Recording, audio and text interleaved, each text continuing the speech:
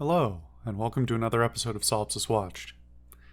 I'm your host, the Social Solipsist, and this week I watched A Fistful of Dollars from 1964. Boy, I don't even know where to start with this one. I was feeling the Western thing after my watching last week, and in all of my movie watching, Westerns have often been a thing that I have not gotten that far into, for a variety of reasons. In particular, a lot of Westerns represent a certain era and cultural attitude in the United States that make them... How do I... It's hard to be succinct on this. Make them, for want of a better phrase, nationalistic. They are often a portrayal of an idealized and, in modern viewing, very concerning version of the western frontier of the United States towards the latter half of the 1800s and into the early 1900s, and tell a fiction of the frontier life and of cowboys and all of the people that they interacted with that is disingenuous, let's say, more often than not. And that's not to say that those movies are without merit or anything else, although I could talk about certain stars of the era and their performances and the scripts that they participated in or wrote or just performed. Anyway, I'm getting immediately off the track of talking about spaghetti westerns. If you're not already familiar, spaghetti westerns are a type of Western movie that was primarily made in Europe in general, but particularly Italy, in the 1960s and through sort of the 80s. They are kind of a bizarre amalgamation of different cultural elements and interpretations, and they are fascinating for a whole lot of reasons. I have never seen this film. In fact, I have never seen any of the three Dollars movies. The Dollars trilogy refers to this movie, A Fistful of Dollars, A Few Dollars More, and The Good, the Bad, and the Ugly, probably the most famous of the three. All of these are Italian movies made and directed by an Italian director who did not speak English, and staffed primarily by Italians and other Europeans, taking an interpretation of the extremely American Western genre and seeing it through a different set of eyes. And that alone is fascinating. In reading up on this movie, after the fact, I knew that this was essentially the first spaghetti western. It's credited as basically setting the genre, and Sergio Leone is probably the most well-known director of spaghetti westerns. What I didn't know was some of all of the other things surrounding this. This is an Italian film made in Spain, financed by Italian, West German, and Spanish funders, despite that being made for allegedly like $200,000 in 1964 money, and starring an American actor who basically could not communicate with anybody else on set, that portrays an era of the American and to a less, well, to a different extent, the Mexican area during it's unclear whether this is actually set quite in Mexico or the U.S., but it's, it was a particular era of moving borders as well. It's set in the western frontier of the United States and Mexico. And that's just such an amalgamation of different weird things together that it has to catch your attention. I don't know how it couldn't. And if you pitched somebody that just as described, I think somebody would immediately assume that that movie was awful. I think I would. And that's for a whole bunch of reasons, including that the Western genre prior to this was incredibly American. I mean, obviously we're talking about a particular cinematic through line, talking about Hollywood and the movies that Hollywood made. And it's not to say that there weren't, similar genres existing all over the world, talking about, development their own countries, as well as, Mexico having a somewhat similar parallel development of its national borders and frontiers and stuff like that was happening at the same time, and in a lot of ways interacted directly with the United States' development. But this turns out to be fascinating in so many ways, not the least of which is a seemingly somewhat unintentional deconstruction of the genre. I'm going to say unintentional only because it doesn't seem to directly key in on specific aspects of the Western genre that it is pointedly critiquing or deconstructing. It's more of an interpretation of a genre and of an era of history in a country that the writers and directors it was not made in, their interpretation of the entire story and couching it in sort of a national identity. That Western films are so American in so many ways, that watching that interpretation is fascinating. One other thing that I forgot to mention in that list of things is also based on a Japanese movie, which is possibly my favorite fact that I learned about this movie, is that this was unofficially, until it was determined legally, to be based on Yojimbo by Akira Kurosawa. It has been a really long time since I've watched Yojimbo, which I should probably remedy. But the idea that a story that was it's not a direct one for one by any means, but the influences are definitely apparent, and a story about a particularly Japanese character being reinterpreted by Italians as a particularly American character with American, attitudes and behaviors, painting with a broad brush there, is so interesting.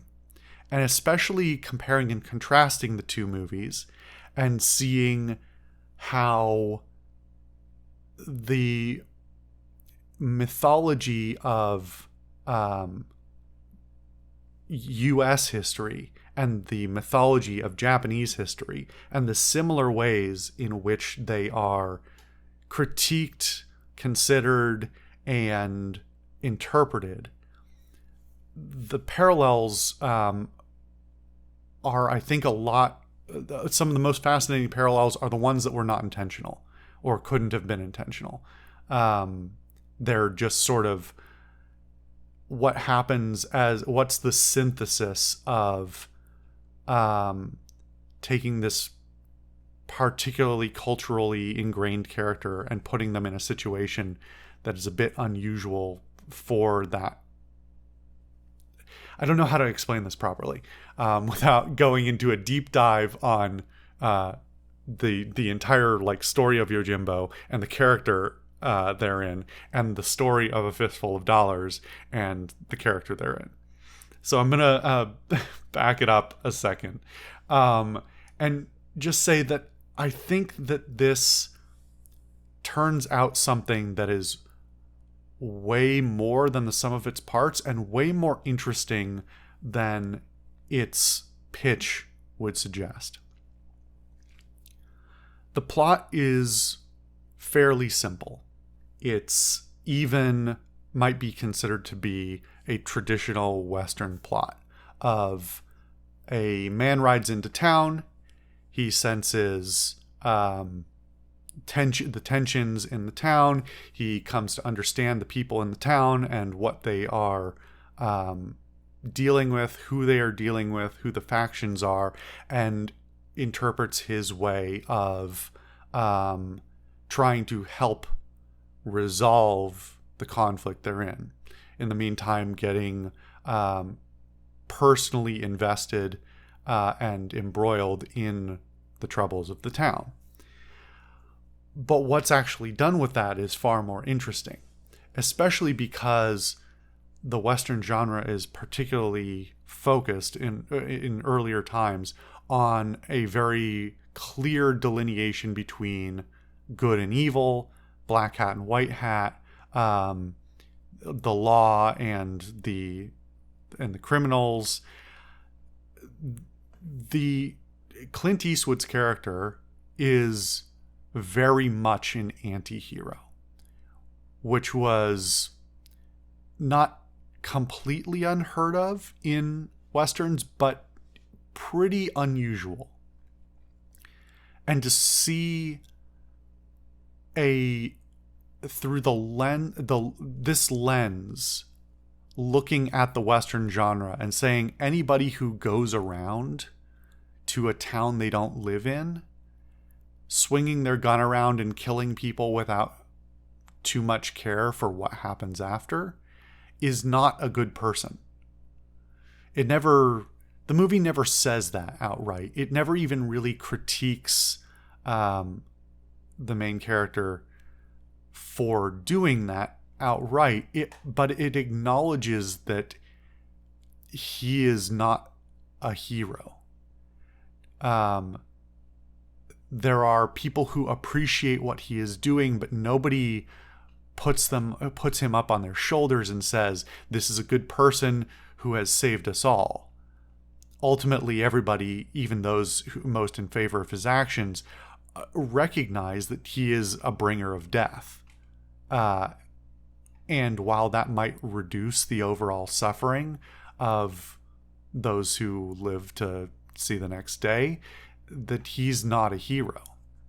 And I think that might be the most important thing that spaghetti westerns ended up bringing to the Western genre, is rather than having this sort of very nationalistic, pro-American, taming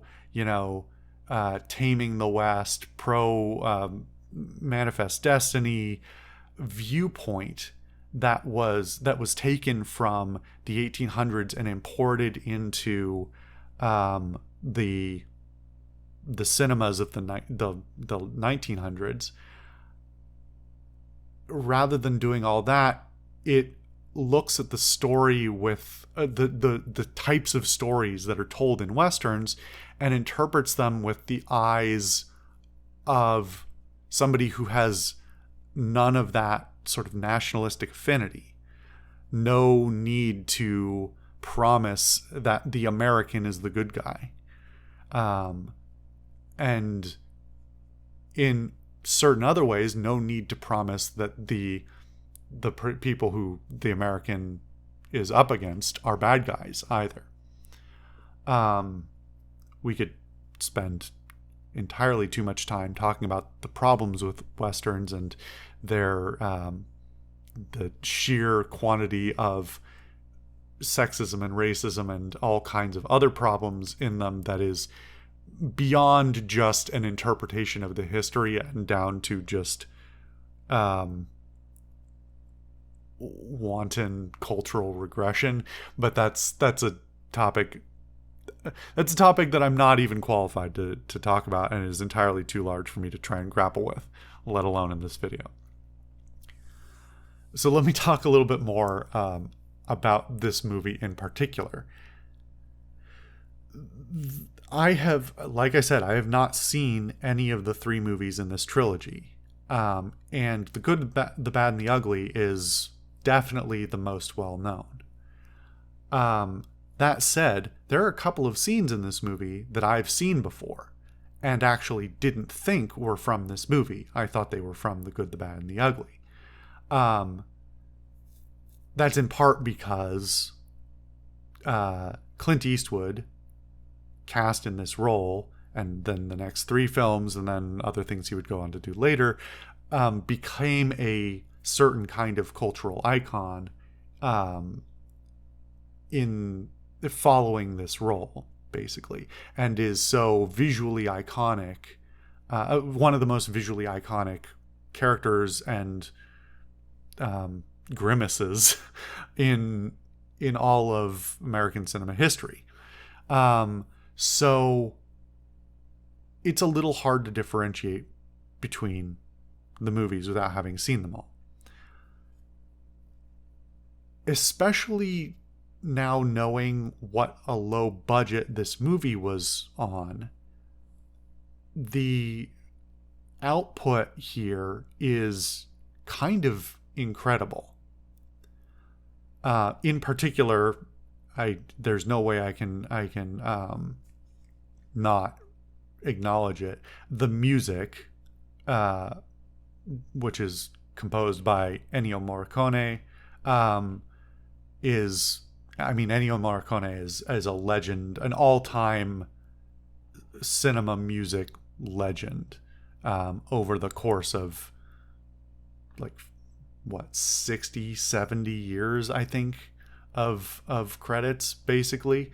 And this is basically, this isn't where he got his start, but it's probably the moment of his most significant rise. This and the other 2 movies in this trilogy. So the music alone does incredible lifting towards setting the tone right, for the movie as a whole, for individual scenes, for individual characters.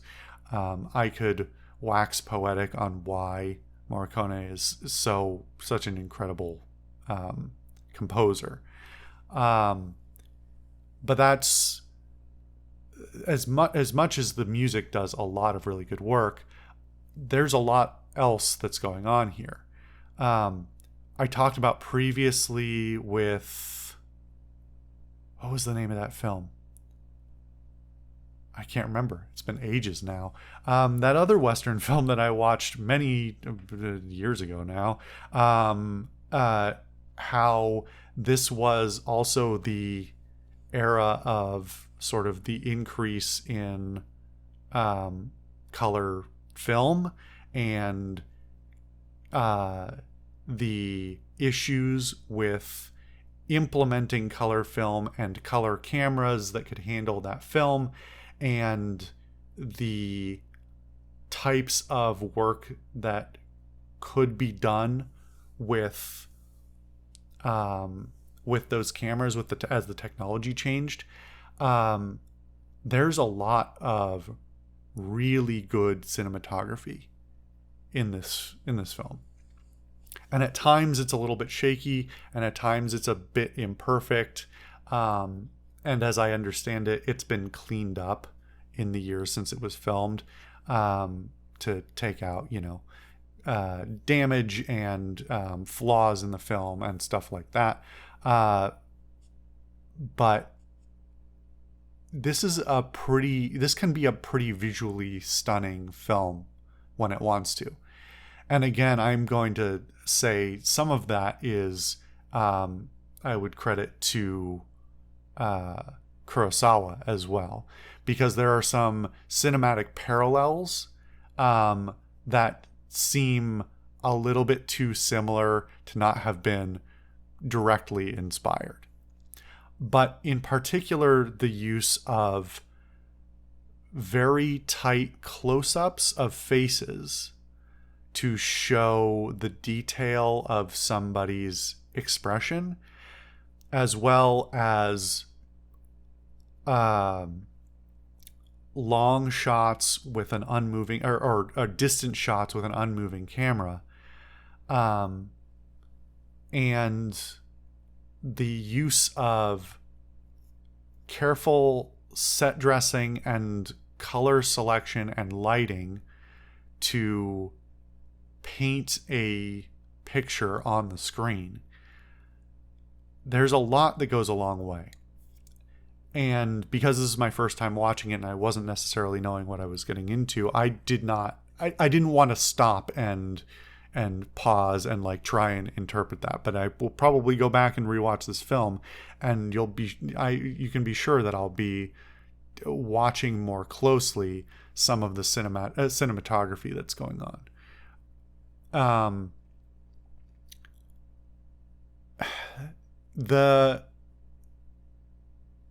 There are a lot of Westerns and a lot of similarly set content that can be, even in modern times. I mean, we complain all the time about color grading and setting stuff and everything just looking grimy and dirty to excess. This is a movie that knows when it wants to dress characters up to be clean and to be dirty and to wear colors and to wear muted tones. And it features Eastwood's iconic poncho that is such a brilliant piece of costuming, because it gives so much flexibility. Both visually it's interesting, and practically it adds a lot of opportunities in the story to do different things. A poncho is a big flowing thing, so he can hide himself underneath it. You never know what exactly he's doing, and the people around him, even, I would say, I mean, this is my interpretation, look at him with some amount of additional suspicion, because he's not putting his proverbial cards on the table. You don't know exactly what he's doing. And because of the attitude that he portrays and the willingness to be he doesn't portray a traditional hero, and the characters around him can tell that. They can tell they don't know initially how much of it is just him being boisterous and talking big, and how much is his actual willingness to act. But that pretty quickly comes to, they come to understand that. And it adds, as much as it adds to the external mythology of who the character is, in the sense of those of us watching the film, it also adds to the internal mythology, which is so important to the character, that by virtue of proving his willingness to do what he's threatening to do, being fairly quiet, he's not loud, he doesn't say too much, he says exactly what he wants to and not a lot more, he doesn't let people push him around. He portrays a man of mystery type of thing. And I'm going to go back to what I was talking about a little bit in previous week about the parallels to the noir genre, the aspect of mystery and a morally gray area, and the variety, the way that the viewer is meant to versus capable of interpreting the character. And so in a different kind of way, this character who would come to be known as the man with no name, which is a misnomer, we'll get to that, immediately sets and then reinforces his own mythology. And while he is not mythologized to be invincible, infallible, or any such thing, and is in fact shown repeatedly not to be, that the character that he sets for himself as he enters the town is so important towards setting everyone's expectations around him, even after some of those expectations are uprooted, or some of his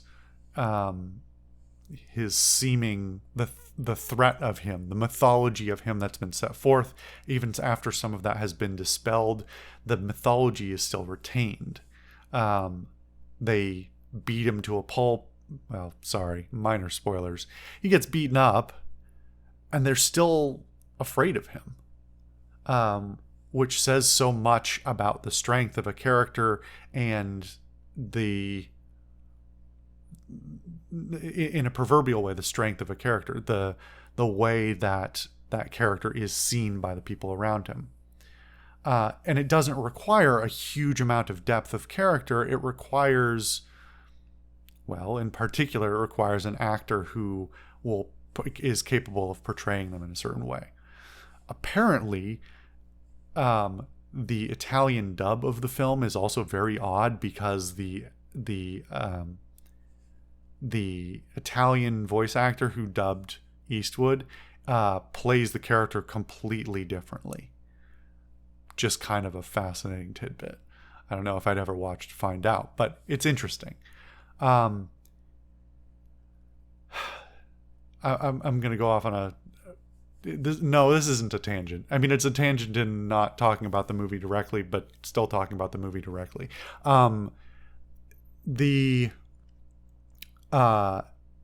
character is known as the man with no name, but he has a name, at least allegedly. He's referred to as Joe in the movie. And apparently, in the other two movies, he also is referenced directly. Maybe not by a name, but the man with no name suggests a certain mythology. The man with no name was coined after all the three of the movies came out, apparently, and suggests a post-cinematic mythologizing of the character himself. And I think, again, points towards the enduring,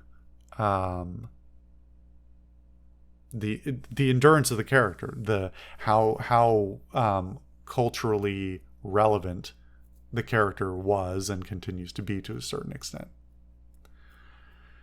On the technical side of things that are a little rough but are pretty interesting, is that this movie was, and apparently this was kind of standard for the time, the movie was filmed silently. Like, the characters didn't speak, allegedly. I don't quote me on that. That's what I read. But what is very obvious is that the entire movie is dubbed. the lip syncing is rough here and there and good in other places. Sometimes it's obvious that they rewrote a line after in the dubbing. They decided to read the line differently or rewrite the line. But the entire movie being dubbed for all languages is kind of fascinating. It's not that it was performed in Italian and then dubbed into English or vice versa. And best I can tell, it was always supposed to be, all the characters are supposed to be speaking English. Again, like, I don't know what the nationalities of all the actors are. But given that it's an Italian movie that was filmed in Spain, good chance that there were both Italians and Spanish people on Spaniards on that set. So I'm fascinated by the two disparate pieces of knowledge that apparently Clint Eastwood could only talk to everybody else on the set through a single stunt person who spoke English, and also that everybody was mouthing English words that they didn't know. It's possible I have something wrong there, but that's what that's what I read, and that's fascinating. In spite of all that, and in spite of some roughness in some of the dubbing, it's actually very well done. Now, talked about Clint Eastwood before, some time ago. I still don't think Clint Eastwood's a great actor. This is a pretty good role for him, I think. Now, line to line, sometimes the performance is right on the money and sets the exact tone that seems appropriate, and other times seems wacky and over the top to the point of being cheesy. It's never so glaring as to like continually influence my perception of the character beyond, the next line they're going to say. But it's a little bit, it's a little bit unpolished in that respect.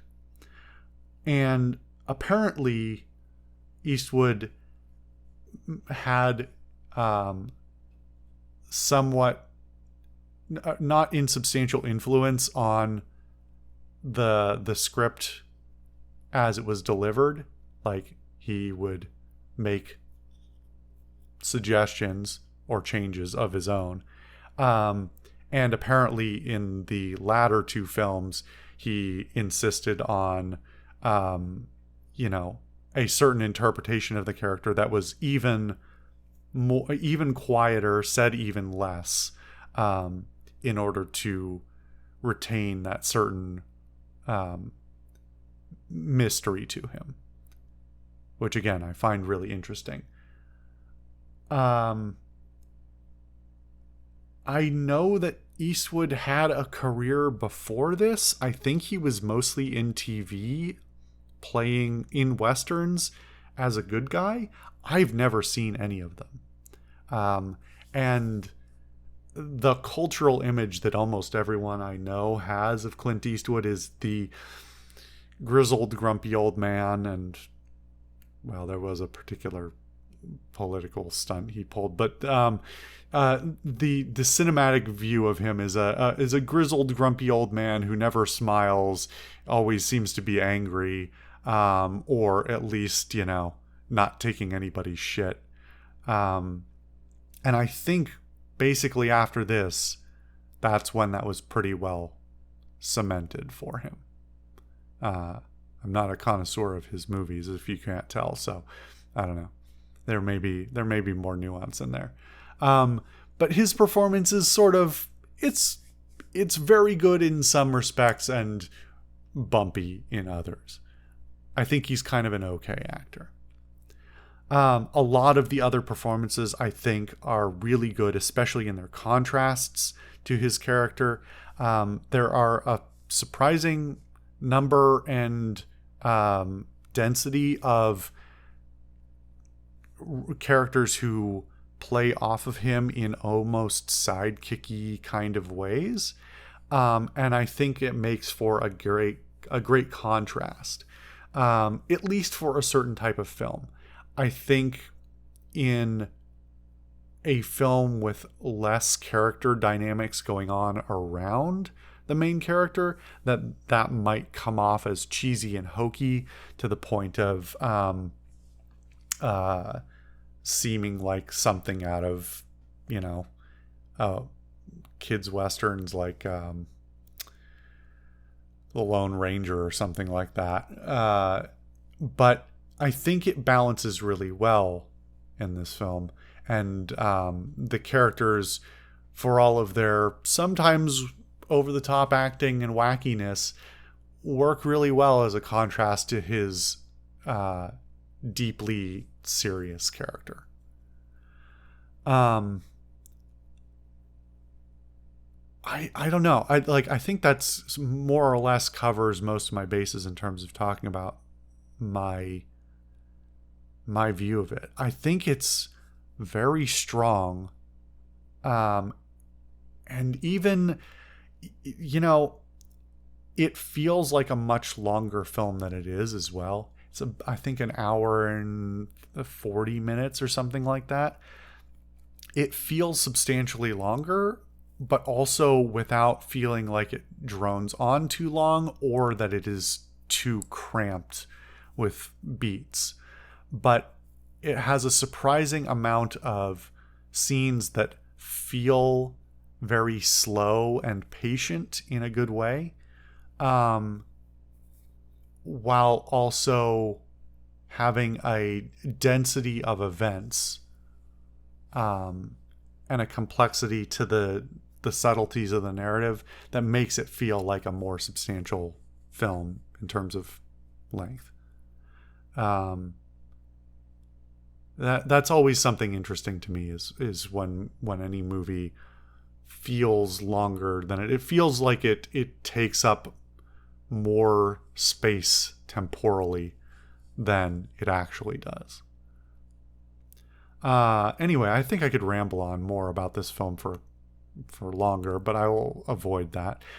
I think this movie is fascinating for a whole lot of reasons. I think it is inherently interesting on its own, and I think so many of the things that surround it and its production and everything that would come after, and even the ways that in current year it continues to influence, it continues to be a cultural touchstone of its own while also influencing cinema that's made today in very direct ways. That's all fascinating to me. So anyway, if this is up your alley, then by all means. I considered whether just to go watch The Good and Bad and the Ugly directly because it's the most well-known one, and apparently you can kind of watch whichever one in whatever order. But I decided that, especially since this was sort of the first one and probably the one with the least polish on it, I'd do this one first. There's still a lot of polish on it, and I'm pretty happy with that. So, yeah, if it's up your alley at all, you've thought about it before, check it out. Anyway, thank you guys for watching another episode of Solipsist Watched. I've been your host, the Social Solipsist, and I'll see you guys next time.